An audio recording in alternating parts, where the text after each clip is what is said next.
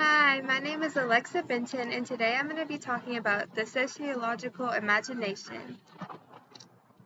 Starting off with the sociology and my experiences. From the sociology textbook, it helped me to make connections to real life experiences in my everyday life.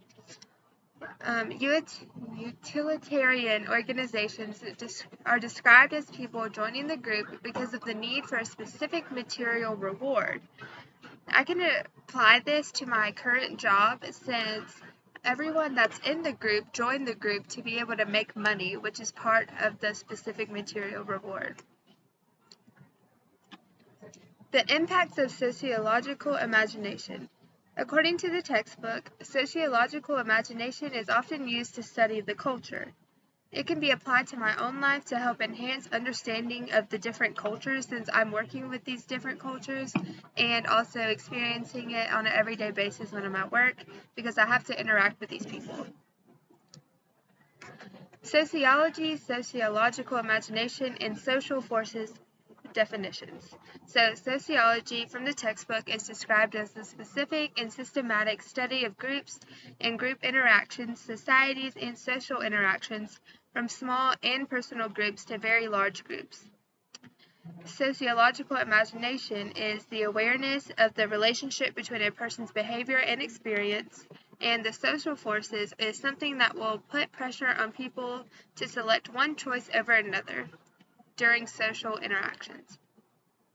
So, the relationship between individuals and societies. From the textbook, it defines society as a group of people who live in a defined geographic area, who interact with one another, and who will share a common culture. So, in other words, if there are not any individuals that have these qualities, there would not be a society at all in that area, which is why society and individuals share a hand-in-hand connection. In my life, we can look at this as the high school that's in my area. And this is because all the kids go to the same school and live in the same county. They interact with each other in the hallways or classrooms and share the same rules and learning practices. So the micro level personal experiences. The textbook says that sociologists who study the micro level also study small groups and individuals' interactions. From my personal experience, an example could be my work environment and talking with the customers and how I interact with the customers, because this is what the micro level sociologists would want to study, to experience and see how others interact with people in different settings. For macro level example, to show my personal experiences, it would be my use of social media, because when I talk I use abbreviations like I don't know, IDC, and OMG. Using this type of language can be used for sociologists to study how language has changed over the years, since these abbreviations have not been around since language was first started. So, the understanding of sociological theory and research. The textbook states that by research and examples from sociologists, the sociological theory and research teaches people ways to recognize how they fit into the world and how others perceive them. It also states that sociological theory is constantly evolving, and this will help individuals to understand what is happening throughout time in their society so that they can always feel connected and like they fit in. The sociological theory.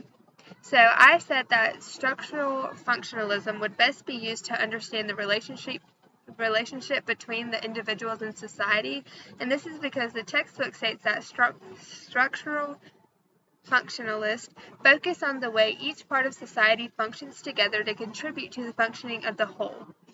And also, Pooja Mandals wrote an article that states that each society has its own special set of rules, its own customs and traditions, its own set of values and beliefs, and each must teach its members to fit into the society. So these two kind of go together, and that would be the best